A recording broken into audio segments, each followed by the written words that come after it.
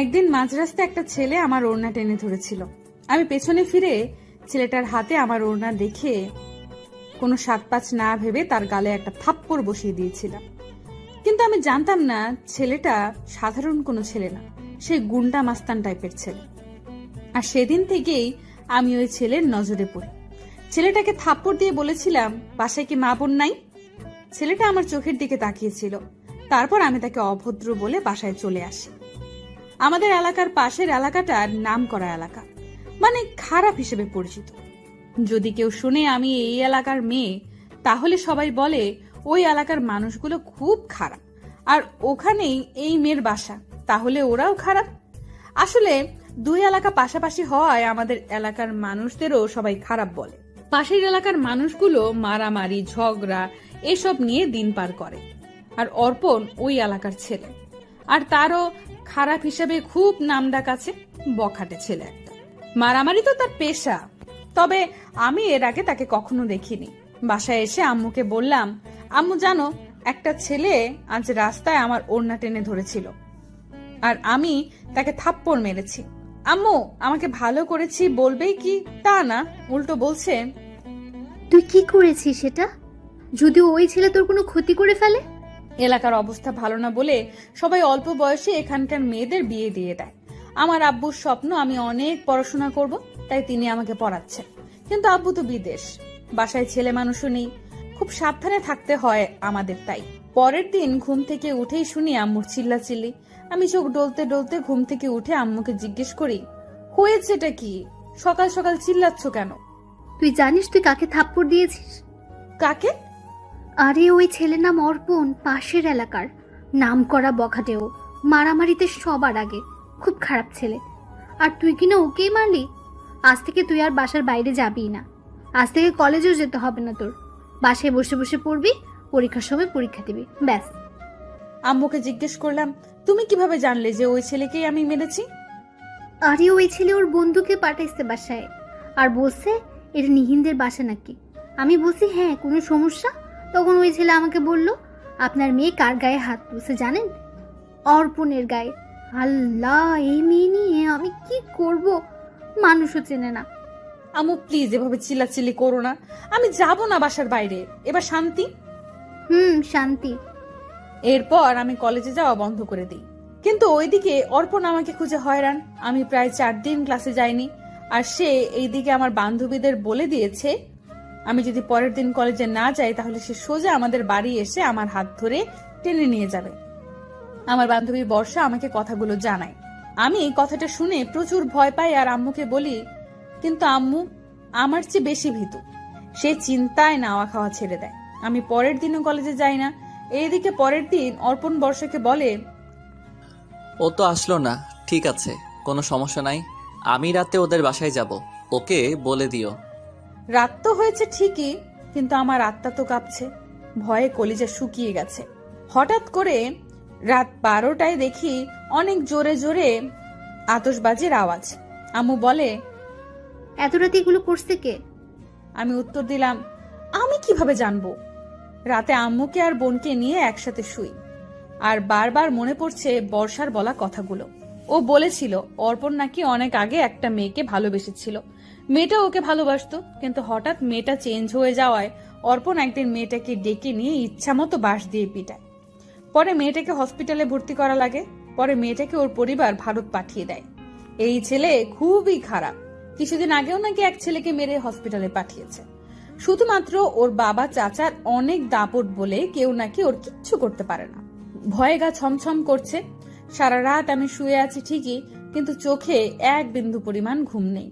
মনে মনে ভাবতে থাকি সকাল হলেই আজ আমি কলেজে যাব, আর তাকে গিয়ে জিজ্ঞেস করব সে কি চায় আমার কাছে। কিন্তু সকালবেলা হঠাৎ দেখি আম্মুর চিৎকার করে ডাকছে আমাকে, নিহিন, নিহিন দেখে যা, এখানে আয়। আমি দৌড়ে এসে যা দেখি তা দেখার জন্য আমি প্রস্তুত ছিলাম না। এসে দেখি আমাদের বাড়ির উঠোন জুড়ে অনেকগুলো গোলাপের পাপড়ি দিয়ে গাঁদা ফুল দিয়ে লেখা হ্যাপি বার্থডে নিহিন, আর এই একই লেখা উঠোন জুড়ে জায়গায় জায়গায়, আর আশেপাশে অনেক গোলাপ ছড়ানো ছেটানো। আমি তো দেখে অবাক, এসব কে করলো? আর আমি তো কোনো প্রেম টেমও করি না যে আমার বয়ফ্রেন্ড বা লাভার আমার জন্য এগুলো করবে। আম্মু বলল, কি এসব? হ্যাঁ, আমি কিভাবে বলবো? কে করেছে এগুলো? আমি জানি না আম্মু। কিন্তু আমি জানি। কি জানো আম্মু? এসব অর্পণ করেছে, যাকে তুই থাপ্পড় মেরেছিস। কিন্তু ও তোর জন্মদিনের কথা জানলো কি করে? আমিও অবাক, ও আমার জন্মদিনের কথা জানলো কি করে? কি দরকার ছিল ঝামেলায় পড়ার? এখন কোথাকার চল, কোথায় করায় তাই দেখ। উফ, এত চিন্তা করো না তো আম্মু, যা হবার পরে দেখা যাবে। যাও নাস্তা বানাও, আমি খেয়ে কলেজে যাব। কি, কলেজে যাবি তুই? ফ্রেন্ডরা সবাই যেতে বলেছে। ওরা একটা ছোটখাটো প্রোগ্রামের আয়োজন করেছে আমার জন্মদিন উপলক্ষে। আমি না গেলে কিভাবে হয়? আচ্ছা যাবি, ভালো কথা, সাথে আমিও যাব। তুমি আমাকে সন্দেহ করছো আম্মু? আরে আমি তোকে একা ছাড়বো নাকি, যদি ওই অর্পণ তোর কোনো ক্ষতি করে? ও, এখন ভাব, কলেজে যেতে হলে আমাকে সাথে করে নিয়ে যেতে হবে, না হলে আমি যেতে দেব না। আমিও রাজি। ওকে, যেও। আম্মু নাস্তা বানালো, খাওয়া দাওয়া করে রওনা দিলাম আম্মুকে নিয়ে কলেজের উদ্দেশ্যে। কিছু দূর যেতেই আমার চোখ এবার চড়ক গাছ। আমি যেই রাস্তা দিয়ে যাচ্ছি সেই রাস্তায় রং দিয়ে লেখা হ্যাপি বার্থডে নিহিন, আর পুরো রাস্তায় জায়গায় জায়গায় ফুল ছিটানো। কিছু দূর যেতেই একটা ব্রিজটা যে কি পরিমাণ সাজানো হয়েছে তা না দেখলে বিশ্বাস করার কায়দা নেই। আর ওখানেও লেখা শুভ জন্মদিন নিহিন। আমি সারপ্রাইজ পেলাম নাকি বিপদের পূর্বাভাস পেলাম কিছুই বুঝতে পারছি না। ভয়ে তো আমি শেষ। আম্মু আমার এক হাত শক্ত করে ধরে বলল, এসব কি? আল্লাহ রে, সারা এলাকার মানুষ দেখছে এগুলো, মান সম্মান আর কিছুই থাকবে না। আম্মু তুমি এমন করছো কেন? আমার দোষ কি এখানে? আমি তো কিছুই করলাম না। আমি কি বলেছি কাউকে এসব করতে? আম্মু সারা রাস্তা আমাকে বকতে বকতে কলেজে নিয়ে গেল। আর এতক্ষণে রাস্তার অনেকেই আমার দিকে তাকিয়ে মুচকি হাসি দিয়ে চলে গেছে। আম্মু সাথে ছিল বলে হয়তো কেউ কিছু বলেনি। কিছুক্ষণ পর কলেজে পৌঁছালাম। বান্ধবীরা কলেজের গেটের সামনে আমার জন্য অপেক্ষা করছে। সবাই আম্মুকে সালাম দিল। পাশে একটা রেস্টুরেন্টে ওরা আয়োজন করেছে। আমরা সবাই ওখানে গেলাম। ওখানে গিয়ে বর্ষাকে একটু দূরে টেনে নিয়ে বর্ষার কানের কাছে গিয়ে আস্তে করে বললাম, আমার আজ জন্মদিন, সেটা অর্পণ জানলো কি করে? আরে ও তো সবসময় কলেজের সামনে এসে দাঁড়িয়ে থাকে। আমরা যখন রেস্টুরেন্টে এসে প্রোগ্রামের কথা বলছিলাম, ও তখন শুনেছে। পরে আমাকে জিজ্ঞাসা করেছে কার জন্মদিন। আমি বলেছি নিহিনের। তুই জানিস ও কি করেছে? আমাদের বাড়ির উঠোন রাস্তা জুড়ে হ্যাপি বার্থডে নিহিন লিখে রেখেছে। কি বলিস? যা শুনতে পেলি। ও কি তাহলে তোর প্রেমে পড়ে গেল নাকি? মানুষ থাপ্পড় খেয়ে শত্রু হয়, আর ও দেখি তোর প্রেমে পড়ে গেল। থুর, কিছুই ভালো লাগছে না আমার, কি যে হচ্ছে। আচ্ছা এখন এসব বাদ দে, এখন কেক কাট, এনজয় কর। আর এনজয় দিছে আমার জন্মদিনের 12টা বাজিয়ে। সবাই মিলে কেক কাটলাম, খাওয়া দাওয়া করলাম, সবাই আমাকে গিফট দিল। তারপর সবার কাছ থেকে বিদায় নিয়ে বাসায় ফিরলাম। বাসায় আসার সময় কোথাও আমি অর্পণকে দেখিনি। মনে মনে ভাবতে লাগলাম, যাক বাবা, বেঁচে গেছি। বাসায় এসে ফ্রেশ হলাম। আম্মু ফ্রেশ হয়ে নাস্তা করতে চলে গেল। সারাদিন ভালোই কাটলো। বিকেলে বোনকে নিয়ে মেইন গেটের সামনে গেলাম। আর তখনই হুট করে অর্পণ এসে হাজির। আমি ওকে দেখে বাসার ভেতরে ঢুকবো সেই শক্তিটুকুও নেই। ছোট বোন বলল, আপু চলো। আর তখনই অর্পণ আমার সামনে এসে দাঁড়ায়। দেখুন কি চান আপনি? চলে যান, কেউ দেখলে খারাপ বলবে আমাকে। কে খারাপ বলবে? ওর জিব্বা কেটে ফেলবো না? দেখুন আপনার পায়ে পড়ি, প্লিজ চলে যান এখান থেকে, লোকে খারাপ বলবে। তাহলে কথা দাও কাল কলেজে আসবে। না, আসবো না। যদি না আসো তাহলে আমি তোমার বাসায় এসে বসে থাকবো। তখন কেউ মন্দ বললে আমার দোষ না। এখন বলো, আসবে কিনা কাল কলেজে? আচ্ছা আসবো, এবার আপনি যান প্লিজ। এরপর অর্পণ আমার হাতে একটা শপিং ব্যাগ দিয়ে চলে যায় ওখান থেকে। আমি তো ভয়ে শেষ। কেউ দেখলো কিনা ভাবতে ভাবতে মাথা খারাপ আমার। যদি কেউ দেখে তাহলে তো বদনাম হয়ে যাবে আমার। ছোট বোনকে বললাম, কি জ্বালায় পড়লাম আমি বল। হাত থেকে ব্যাগটা ছুঁড়ে ফেললাম মাটিতে। আর তখনই একজন প্রতিবেশী এসে দেখে বলে, কি এটায়? আর সাথে সাথে আমার বোন ব্যাগটা হাতে নিয়ে বলল, গিফট এটাতে আপুকে তার এক ফ্রেন্ড দিয়ে গেল। আজ আপুর জন্মদিন তো তাই। তুমি না একটুও বুদ্ধি নাই তোমার। যদি এটাই চিঠিপত্র কিছু থাকে তখন কি হবে? কেউ যদি পড়ে ফেলে? এই কথা বলে বোন আমাকে নিয়ে আর ব্যাগটা নিয়ে আমার রুমে চলে আসলো। তারপর দরজা আটকে দিয়ে নিজেই খুললো ওটা। খুলে দেখে সত্যি সত্যি একটা চিঠি, আর সাথে একটা শাড়ি আর অনেকগুলো লিপস্টিক। চিঠিটা খুলে ও নিজেই পড়া শুরু করলো। নিহিন, আমি চিঠিপত্র কিছুই লিখতে পারি না, জানাও নেই আমার কিভাবে লিখতে হয় চিঠি, তাই মনের ভাব এলোমেলোভাবে প্রকাশ করে ফেললাম। রাত 12টায় আমি তোমার বার্থডে সেলিব্রেট করি ব্রিজে, আর আতশবাজির আওয়াজ সেখানেই হয়। আর রাস্তায় উঠোনে আমি লিখে রেখেছি ওগুলো। এই শাড়িটা তোমার জন্মদিনের গিফট। আমি চাই আগামীকাল তুমি এই শাড়িটা পরেই আমার সামনে আসো, আর এখান থেকে যে কোনো একটা লিপস্টিক দিয়ে আসলেই হবে। বাকি কথা দেখা হলে সামনাসামনি বলবো। ইতি অর্পণ। আম্মু যদি জানে এসবের কথারে পিচ্ছি, তাহলে আজ মেরেই ফেলবে আমাদের। এগুলো এখন কি করব? আর আমি এই ছাইপাশ পরবো তো দূরে থাক, ঘর থেকেই বের হব না আর। কিন্তু আপু, সে যদি সত্যি সত্যি বাসায় চলে আসে? তোর আসবে না, এমনিতেই ভয় দেখিয়েছে, বাদ দে এসব। রাতে টেনশনে না খেয়ে শুয়ে পড়ি। ছোট বোনকে তো বোঝালাম যেভাবেই হোক, কিন্তু নিজের মন তো বলছে ও যদি সত্যি সত্যি চলে আসে, আর ও যে ভয়ঙ্কর, আসলেই বা কি করব আমি। কোন রকম রাতটা পার হয়।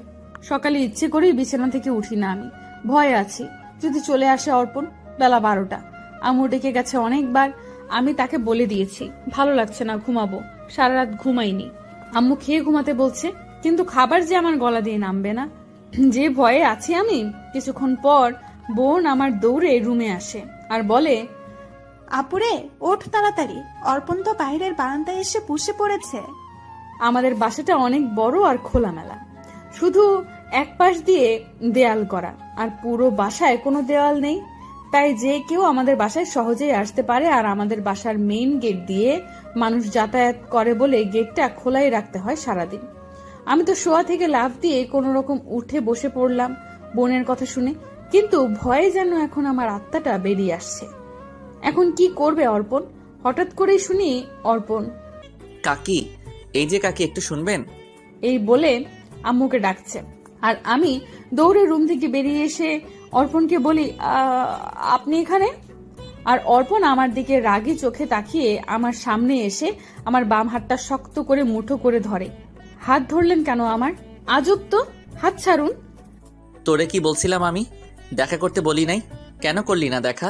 এবার তো আমি তোকে আমার সাথেই নিয়ে যাব। এতক্ষণে আম্মু বলে চিৎকার দেই আমি, আর আম্মু আসা মাত্র অর্পণ আমার হাত ছেড়ে দেয়। কি হয়েছে? এভাবে ডাকছিস কেন? আর তুমি? কাকি, আমি অর্পণ। কিছু বলবে বাবা?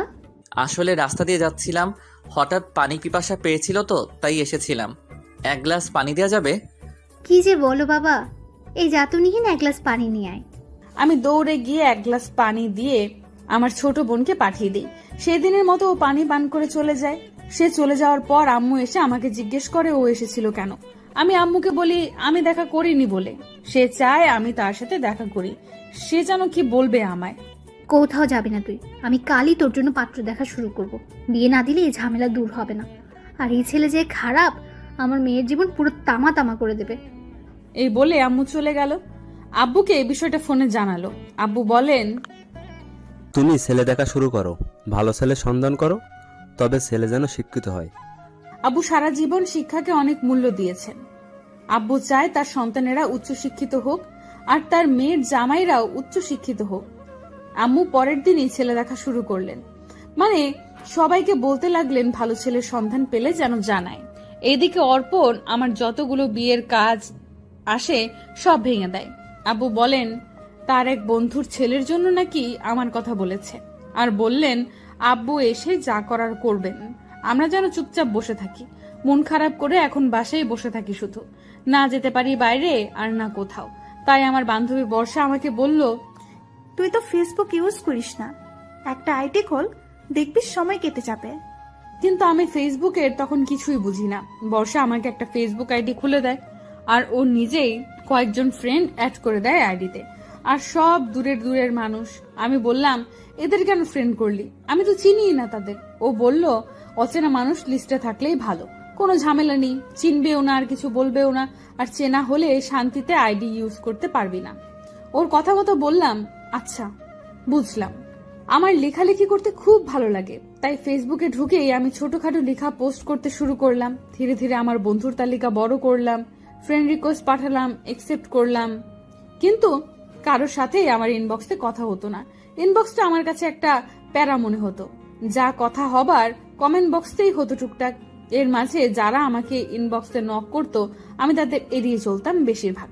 ওয়ালাইকুম সালাম, ভালো আছি, এসব ছাড়া আর কথা বলতাম না। কিন্তু হঠাৎ একটা ছেলে আমাকে একদিন রাতে ইনবক্সে নক দেয়, আর আমি তার মেসেজের সব রিপ্লাই না দিয়েই থাকতে পারিনি। ছেলেটার সাথে এই প্রথম আমার ইনবক্সে কথা।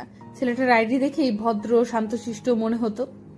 তার লেখার হাত ছিল খুবই ভালো, কিন্তু সমস্যা একটাই, ওর টাইপিং মিস্টেকের কারণে মাঝে মাঝে বানান ভুল যেত।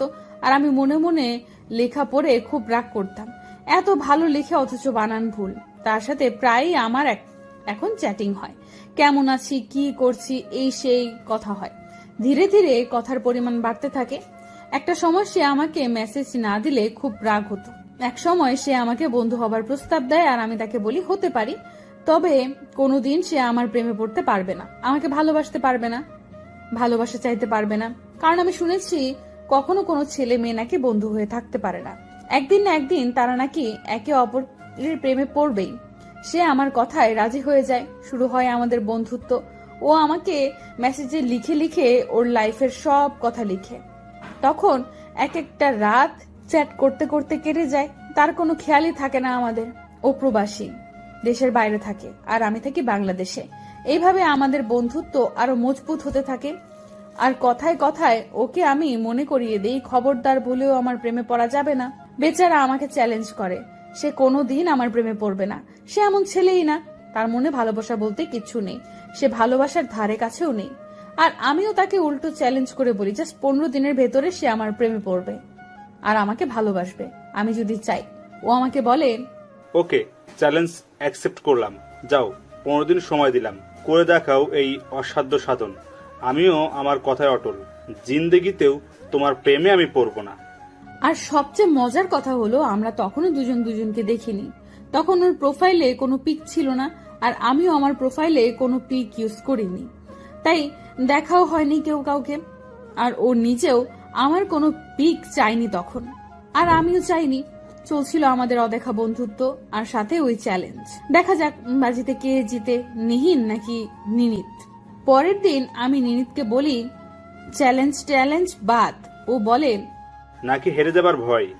আমি বললাম, নিহিন হারার মেয়ে না। কিন্তু এর মাঝে অর্পণ আবার ঝামেলা শুরু করে। কিন্তু এই সব ঝামেলার মাঝেও নিনিত ছিল আমার ভরসা। ওর সাথে কথা বললে আমি সব ঝামেলা সব ভুলে যেতাম। যদিও তখন ও আমার বন্ধু। হঠাৎ একদিন অর্পণদের বাসার মানুষজন আমাদের বাসায় এসে হাজির। আমি বসে বসে টিভি দেখছিলাম, আর তারা বাসায় ঢুকে যায়। যেহেতু এলাকায় তাদের অনেক নাম ডাক, আর এসেছেও প্রায় অনেকজন, আম্মুও ভয় পেয়ে যায়। তারপর হঠাৎ মানুষগুলো রুমের ভেতরে ঢুকে আম্মুকে বলে, তোমার মেয়েকে আমাদের অর্পণ ভালোবাসে আর ওকে বিয়ে করতে চাই, তুমি ওর বাবাকে জানাও আর বিয়ের ব্যবস্থা করো। এইদিকে তো আমাদের হাত পা কাঁপুনি শুরু। আম্মু বলে, ওর আব্বুর সাথে কথা বলে জানাবো। ওনারা বলে, কোনো জানাজানির দরকার নাই। এই বলেই অর্পণের কাকা আমার আঙুলে একটা আংটি পরিয়ে দেন, আর বলেন, বিয়ে পাকা, মেয়ের বাবার সাথে কথা বলে ডেট ফাইনাল করো। আমি তো সেদিন কানতে কানতে শেষ। আম্মু বলে, এ কি করলেন? আমাদের মেয়ে শিক্ষিত, আর ওই ছেলে তো পড়াশোনাও জানে না।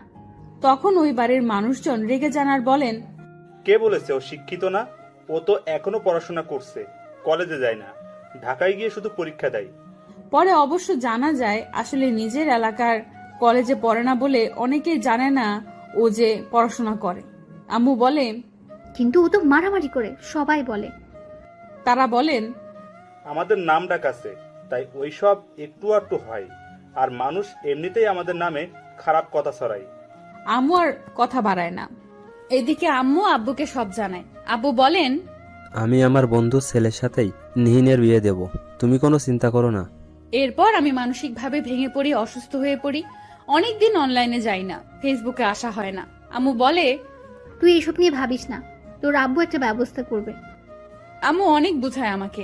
তারপর ডিপ্রেশন কাটিয়ে আমি কয়েকদিন পর অনলাইনে যাই, আর গিয়ে আবার নিনিতকে বলি, তুমি কিন্তু আমার প্রেমে পড়ো না কখনো, আমি এঙ্গেজড। ও আমাকে বলে, তুমি নিশ্চিন্ত থাকো। ও আর আমাকে জিজ্ঞাসা করে না কিছু, আর আমিও বলি না। এদিকে আমাদের বন্ধুর মতোই কথা চলতে থাকে। কিন্তু হঠাৎ আমি একসময় ফিল করি আমি নিজেই নিনিতকে ভালোবেসে ফেলেছি। ওর জন্য অদ্ভুত একটা টান কাজ করে। যেহেতু অর্পণের জন্য বাসা থেকে কোনো সাপোর্ট নেই আর আমিও ওকে পছন্দ করি না, সেহেতু ভালোবাসাটা নিনিতের জন্যই জন্ম নেয়। আর ভাবতে থাকি নিনিত যদি আমাকে ভালোবাসে আর দেশে আসে তাহলে আব্বু আম্মুকে আমি নিনিতের কথাই জানাবো। আর একদিন নিজেই নিনিত আমাকে বলে দেয় ভালোবাসি। আর সাথে সাথে আমিও বলে ফেলি ভালোবাসি। এরপর একদিন ওর প্রোফাইলে একটা ছবি আপলোড করে, যে ছবিটা দেখে আমার বাকরুদ্ধ হবার অবস্থা। সব সময় আমার বান্ধবীরা বলতো আজ ওর উপর ক্রাশ খেয়েছি, কাল ওর উপর ক্রাশ খেয়েছি, কিন্তু আমার লাইফে আমি কোনোদিন ক্রাশ শব্দটা ইউজই করিনি। কিন্তু সেদিন প্রথম আমার মনে হলো আমি ক্রাশিত হলাম আমার নিনিতের হাসিতে। আমার লাইফের প্রথম এবং শেষ ক্রাশ আমার নিনিত। দেখতে দেখতে চলছিল আমাদের ভালোবাসা, স্বপ্ন দেখা। ভালোবাসা কি সেটা আমি ওর থেকেই প্রথমে জেনেছি। সত্যিকারের ভালোবাসার অনুভব আমি ওর থেকেই পেয়েছি। এর মাঝে হঠাৎ করে শুনি অর্পণের বাইরে যাবার সব কিছু ঠিক হয়ে গেছে। অর্পণ ওদের বাসায় জানায় ও আমাকে বিয়ে করে রেখে যেতে চায়, কিন্তু আম্মু কোনোভাবে তাদের রাজি করান যে ও দেশে আসলেই বিয়ে হবে। আর এদিকে আমিও পড়াশোনা শেষ করি আর এমন ভাবে বোঝান যে সত্যি সত্যি আম্মু খুশি মনে বলেছেন আর তারাও এটাই মেনে নেন। অর্পণ বাইরে চলে যায়, কিন্তু ও যাওয়ার আগে সারা এলাকা যে জানিয়ে যায় আমি ওর হবু বউ, এটা আমরা কেউ বুঝতে পারিনি। কিন্তু বুঝি তখন যখন রাস্তায় বের হলে সবাই বলতো কিরে তোর বর কেমন আছে। মাথা আমার খারাপ হয়ে যেত এসব কথা শুনে।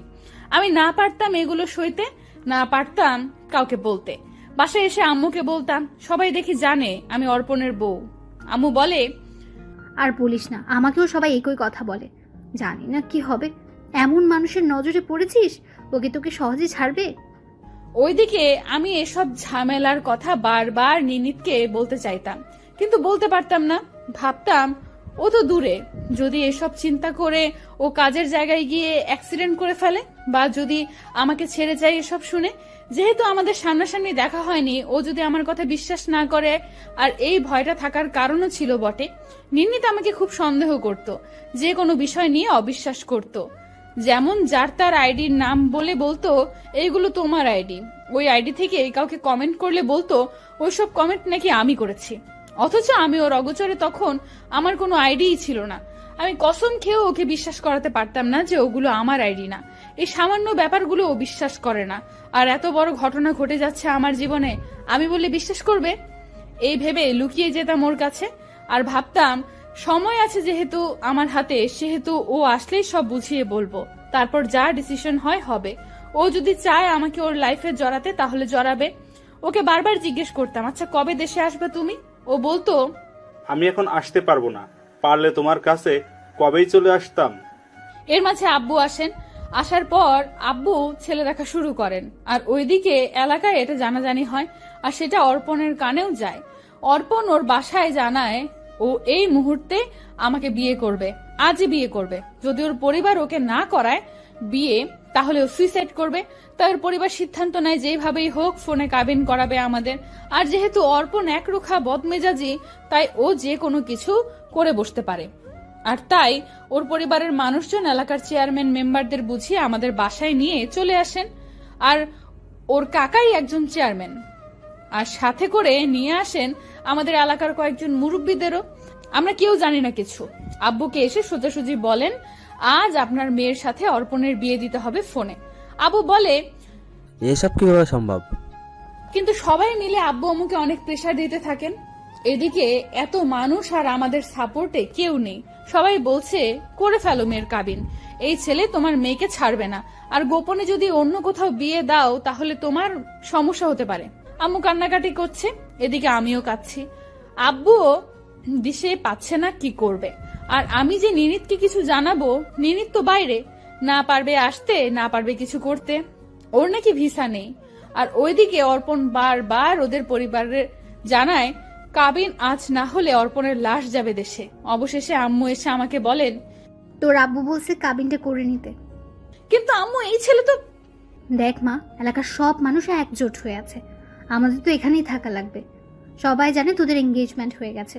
তাছাড়া তোর বোনের কথা চিন্তা করবি না, ওরা যদি ক্ষতি করে ওর, আর ওই ছেলে যদি কিছু করে ফেলে তাহলে আমাদের পুরো পরিবারের সাফার করতে হবে। তুই কি এটা চাস?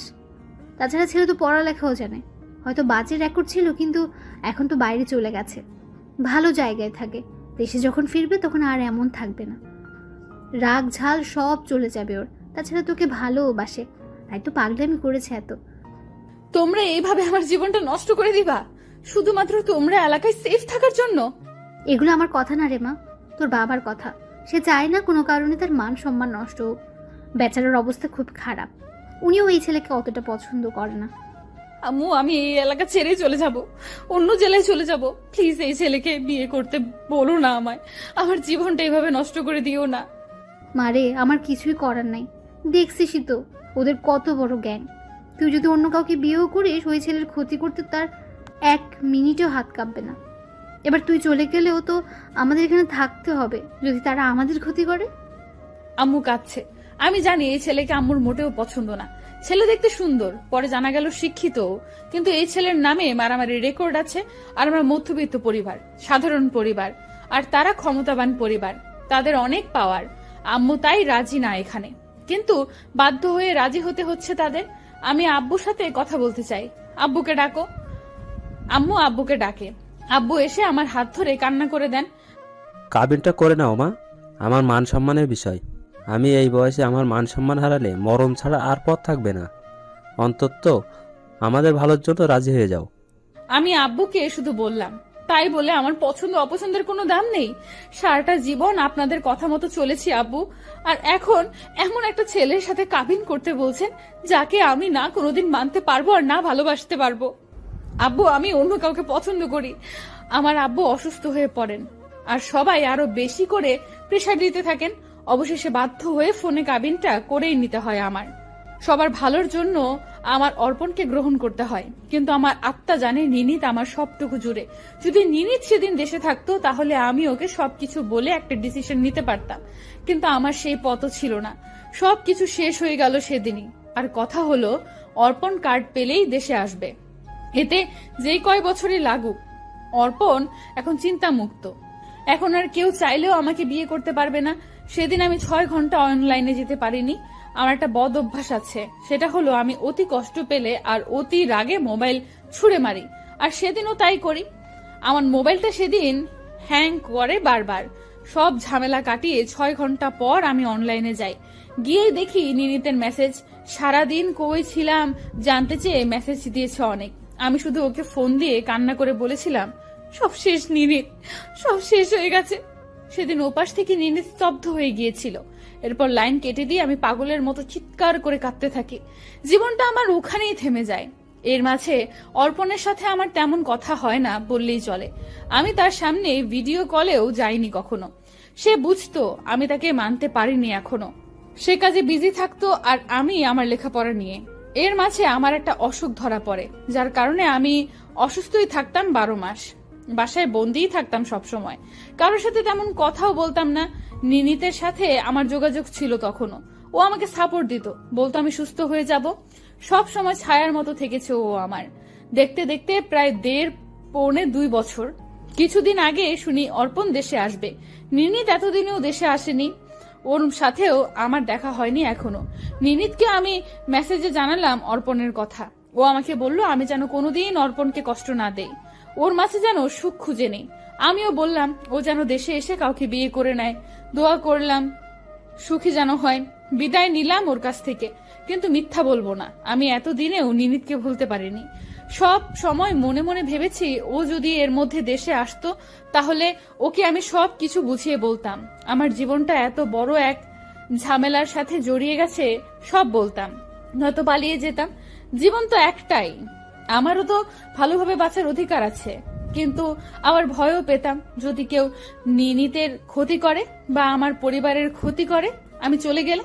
কিন্তু কখনো নিনিতকে আমি কোনো রকম আশা দিইনি, বরং ওকে বলেছি ভাগ্যটাকে মেনে নাও। তবে আমার কপালে যে নিনিত নেই, তাই তো আজও সামনে থেকে দেখতেও পারিনি ওকে। আর সবকিছু বুঝিয়ে বলা তো দূরের কথা। অর্পণের আসার কথা শুনে আমি নিনিতের সাথে টোটালি যোগাযোগ বন্ধ করে দিই। যদিও ওর সাথে আমার তেমন কথা হতো না শেষের দিকে, আমি ওর কাছ থেকে দূরে দূরে থাকতাম যাতে ও আমাকে খুব সহজে ভুলে যেতে পারে। শুনেছি চোখের আড়াল নাকি মনের আড়াল, এরপর অর্পণের আগমন ঘটলো। জানি না ওকে মানতে পারবো কিনা বা আমার জীবনে কি ঘটতে চলেছে। সে কি আগের মতোই আমাকে ভালোবাসে নাকি আমাকে এখন আর ভালোবাসে না। সে আসার পর ঘরোয়াভাবে দোয়া পড়ানো হলো। অনুষ্ঠানের কথা ছিল যদিও, কিন্তু আমি না করায় তার হলো না। তাছাড়া পরিস্থিতিও তেমন ভালো ছিল না, তাই আনুষ্ঠানিকতা বাদ গেল আপাতত। তবে পরিস্থিতি স্বাভাবিক হলে বড় করে একটা রিসেপশন পার্টির আয়োজন করা লাগবে, এটা কথা রইল তাদের পক্ষ থেকে। যেহেতু অর্পণের পরিবার ছোট ছেলে, তাছাড়া ওদের আত্মীয় স্বজনও অনেক, তাদের নিমন্ত্রণ করতে হবে। অর্পণদের বাসায় এই প্রথমবারের মতো আমার পা রাখা। খুব ইচ্ছে ছিল নিন্দিতের বউ সাজার, কিন্তু বউ সাজাটা ছিল না আমার কপালে। আমার বউ সাজা হয়নি। সবাই বলেছিল শাড়ি পরতে, গহনা পরতে। যেহেতু আমি অর্পণকে মন থেকে গ্রহণই করতে পারিনি, সেহেতু সাজবই বা কার জন্য। আমি নর্মালি সেদিন ওদের বাসায় পা রাখলাম। কাঁদতে কাঁদতে চোখ মুখ ফুলে গেছে আমার। সবাই ভাবছে বাবা মাকে ছেড়ে যাচ্ছি বলে কাঁদছি হয়তো, কিন্তু আমি তো কাঁদছি নিনিতের কথা ভেবে। যাই হোক, তবুও নিনিতের অস্তিত্ব বুকের মাঝেই রেখে শুরু করতে যাচ্ছি কঠিন একটা জীবন। ওর ভাবি অর্পণের রুমে বসিয়ে দিল আমায়। আমি বসে বসে বলছি আমি বসে আছি। অর্পণ এলো। তার প্রথম কথা ছিল, ফাইনালি আমার ক্রাশ আমার ঘরে। জানো, যেদিন প্রথম তোমার ওড়না মাটিতে পড়ে যাচ্ছিল আমি তুলে ধরেছিলাম, সেদিনই প্রথম তোমাকে আমার ভালো লাগে। আর তুমি ভুল বুঝে আমাকে সেদিন থাপ্পড় দিলে। আসলে সেদিন আমি তোমার ওড়না খারাপ কিছু ভেবে টেনে ধরিনি, বরং তোমার ওড়না মাটিতে পড়ে যাচ্ছিল তাই আমি তুলে ধরেছিলাম। আর তুমি আমাকে সরি। সরি বলতে হবে না, ওই থাপ্পড়ের জন্যই তো আজ তুমি আমার ঘরে। আচ্ছা, তুমি এখনো কাঁদছো কেন?